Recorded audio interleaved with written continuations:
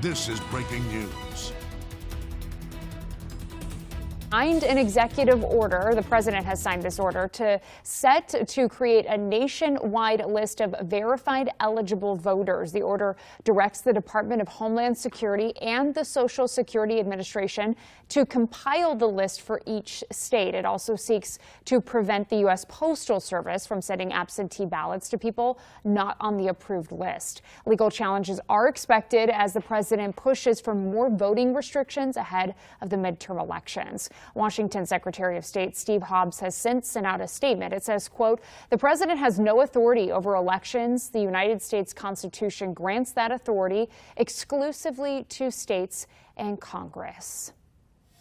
It's been almost 3 decades since Mark Few took over as head coach of the Gonzaga Bulldogs, and in that time, he's turned the Zags into a college basketball powerhouse and a household name. Now he's being recognized among the best of the best the sport has to offer.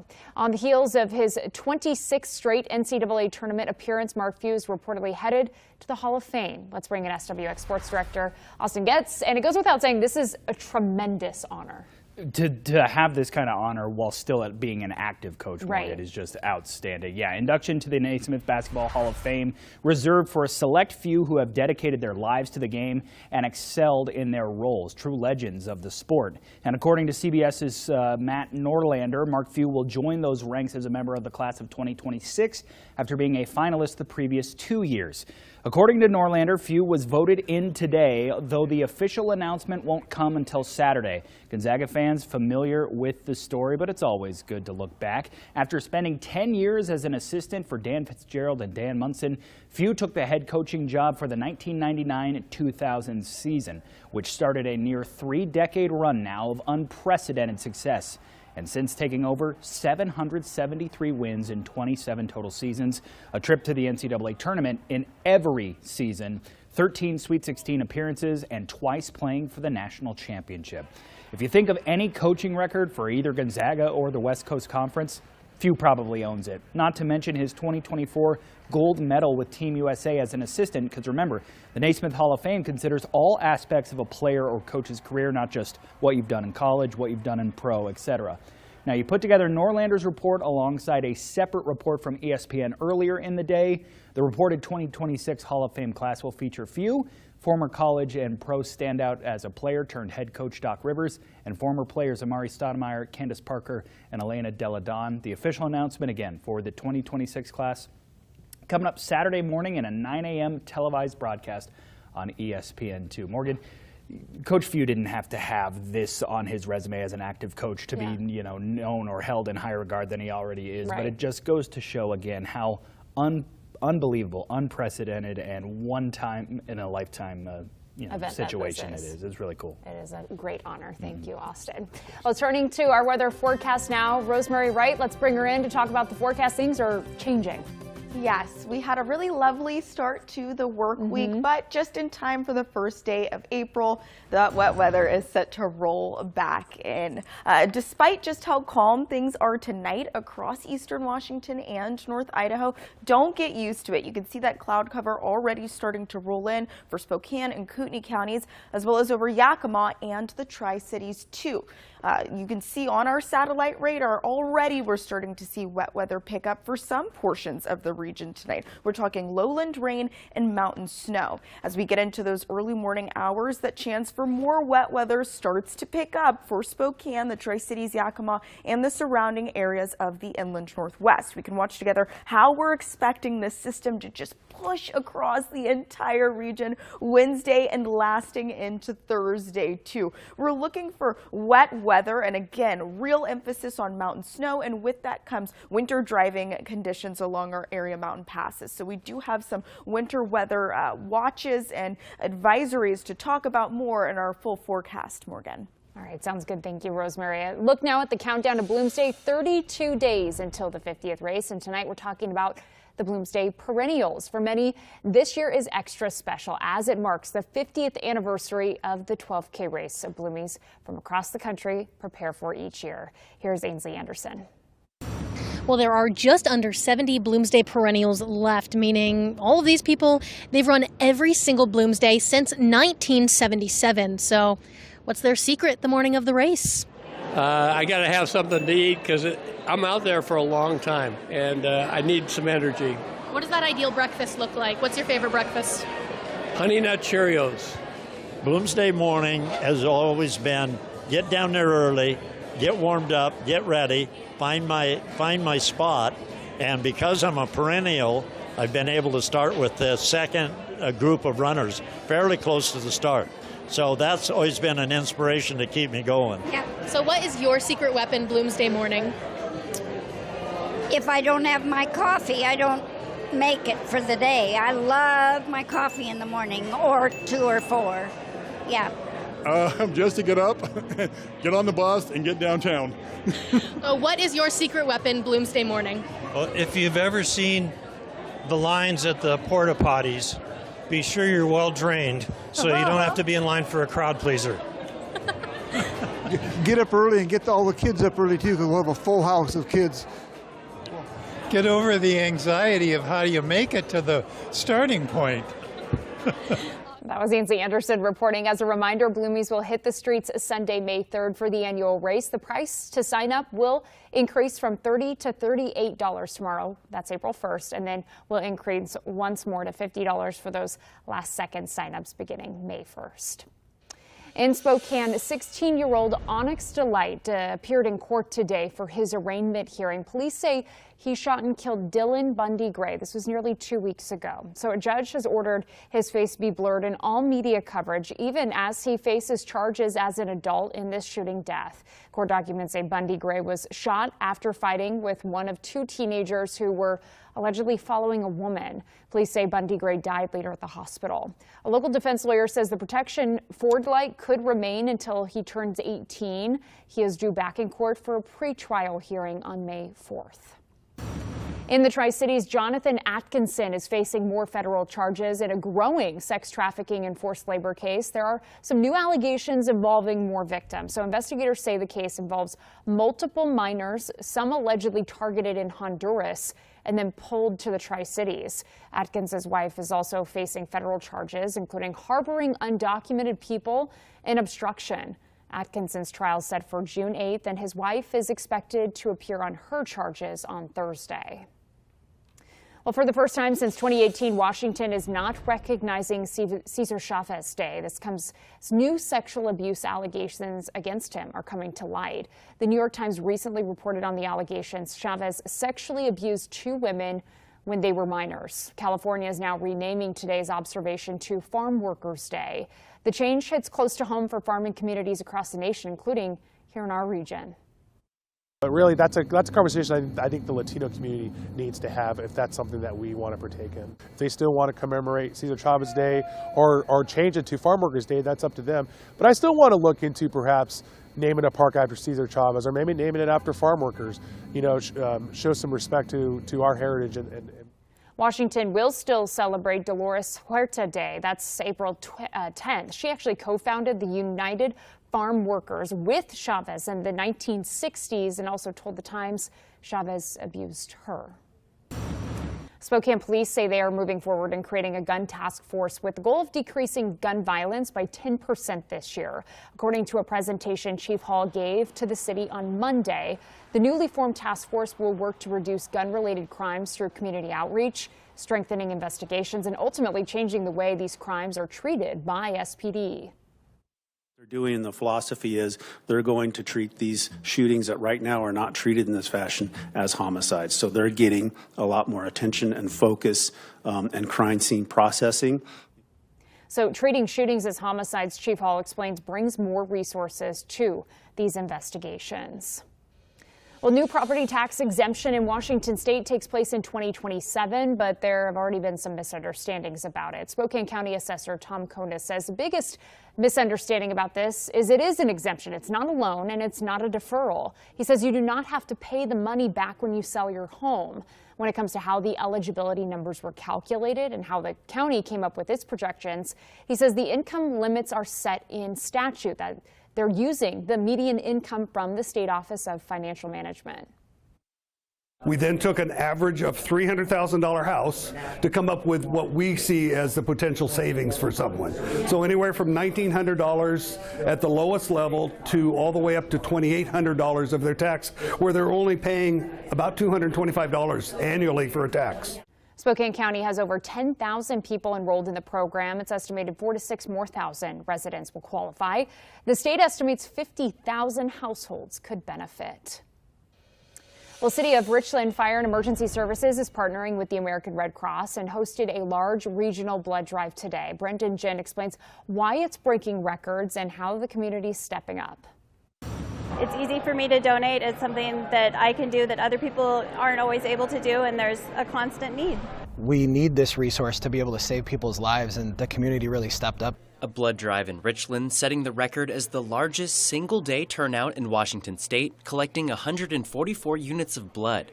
For Ryan Rosencrans, the motivation was simple: helping others. I think it's a way to give back to the community, and it doesn't cost you anything, and you get to give back in a way that it could impact a lot of people. Rosencrans is a nurse in a local hospital and says she's donated so many times she's lost count. I've never had a bad experience giving blood. I started giving blood when I was in high school, when I think I was 17 years old, and I had to get my parents' consent to allow me to do it. Every day she sees her why: patients and families who rely on donations. Even if it's not my blood they're getting, it's important to give blood, and I know that the blood banks try to keep the blood in a general local area, and so you know, it could go to one of my patients someday, which is great, but that's not why I do it. It's the right thing to do. Richland Fire and Emergency Services is starting their new Blood on Board program this summer, making them the first in eastern Washington to have ready-to-use, life-saving blood products on a command vehicle. We want to be able to carry blood and deliver that to patients in the field. And this is just a chance to build equity with the Red Cross, deliver blood back into the system before we take some of it. The Red Cross says donations had been declining for more than a decade, but by the end of 2025, they saw their first increase in years. Blood collected through this effort will help strengthen supplies in the Pacific Northwest while supporting pre-hospital blood programs. Especially the people that are universal donors, because anyone can have your blood. We don't have to type in screen. We can just give it to anybody, which is really important in an emergent situation. In Richland, Brendan Jin, NonStop Local. Well, still to come here tonight, we look forward to the stars. 4 astronauts are set to lift off tomorrow. Why this mission will make history. And there's a lot more to talk about in weather coming up on the Pulse Prime. A look at your full forecast and what to expect as we head into April and Easter weekend. That's coming up.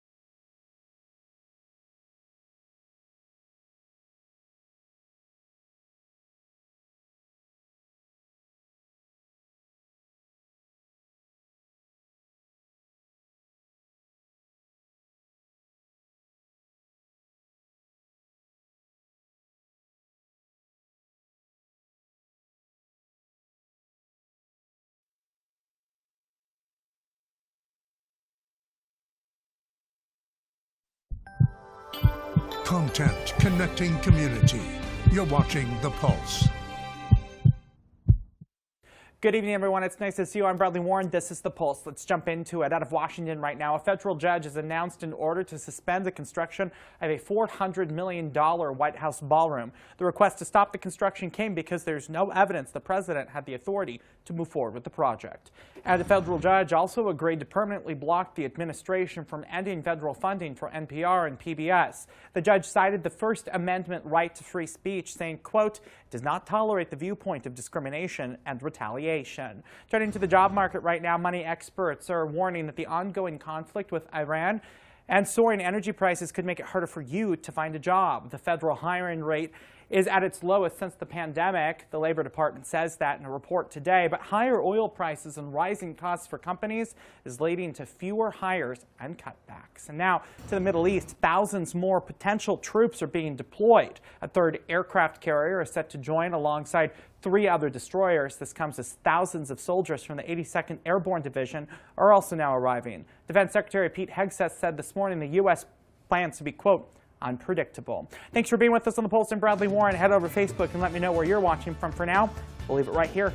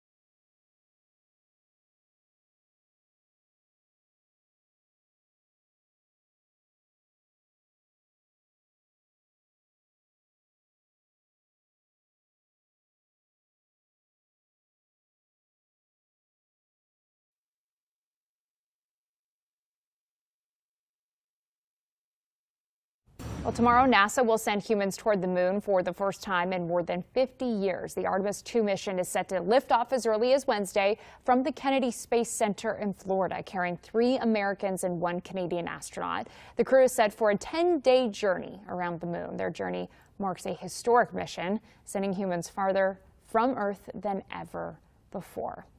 And in fact, Rosemary was just down there, not at the Kennedy Space Center, but close enough. I was in Florida, not that far away. I was in Florida too. That's right. We were in Florida at the same time, but we did not visit the Space Center. Sorry, everybody. But hopefully they'll have good weather. Yes, hopefully they'll have good weather for takeoff. Closer to home, some poor weather on the way, if you can call wet weather poor weather. We certainly need it, right? Even though things are calm as we're getting later into the evening here, we've got temperatures pretty comfortable and single-digit wind speeds for areas like Spokane and Lewiston. As we look at our satellite radar, you can see those skies are already starting to get more active for eastern Washington and the lower panhandle today. As we look a little bit further southwest, a similar pattern. Already some scattered showers and even some mountain flurries moving across Oregon's border and into the LC Valley. With more wet weather on the way, we do have some winter alerts to talk about. This area shaded in the same color as my dress, Idaho County, Idaho, under a winter storm watch set to expire Friday morning. For areas like Ferry and Okanagan, we have a winter weather advisory set to expire Thursday. Already overnight here and into those early morning hours tomorrow, Wednesday, you could see this system pushing in from the west, bringing with it more wet weather as temperatures drop into the 30s tonight for Spokane and Coeur d'Alene, as well as Yakima too. 41 degrees are expected though for the Tri-Cities. But take a look at this curve created by that chance of precipitation rising as we get into tomorrow morning, when temperatures are set to peak in the upper 40s for Spokane and Coeur d'Alene at 49 degrees. Along our northern border, we're talking 47 degrees through Kettle Falls, 53 for our friends in Moses Lake, a bit warmer for areas like the Tri-Cities, and Hermiston at 59 degrees.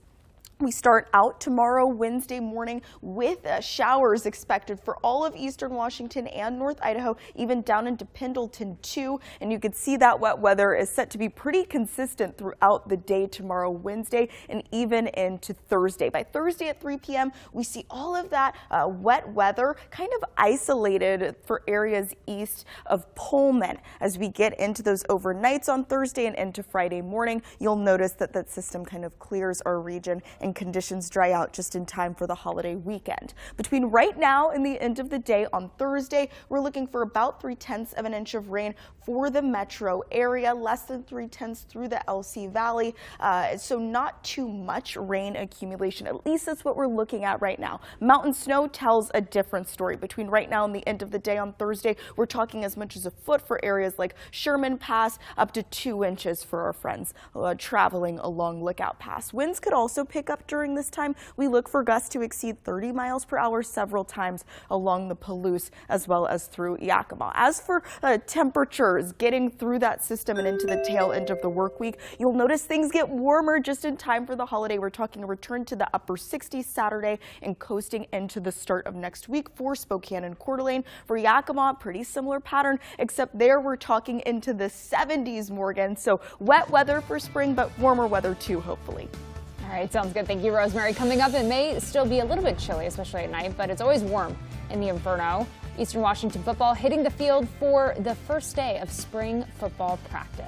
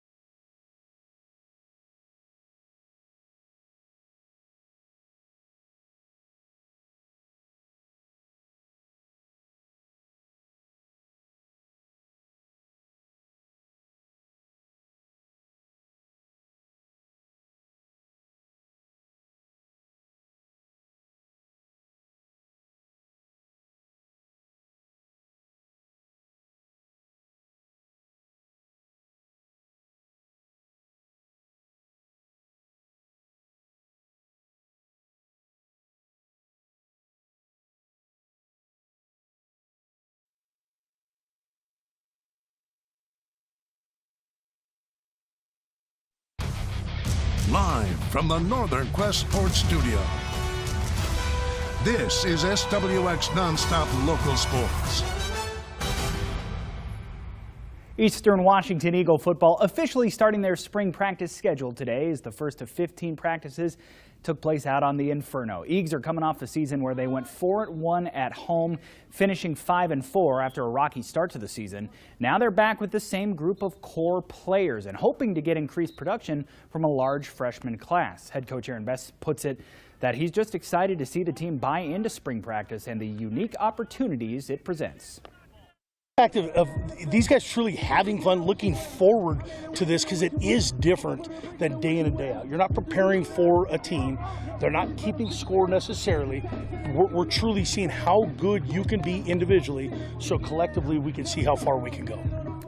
Spring practice also starting today for the Idaho Vandals in Moscow. Head coach Thomas Ford Jr. has the team for 14 practices leading up to the Vandals spring game on May 1st. Idaho looking to improve on a 4-8 season last year.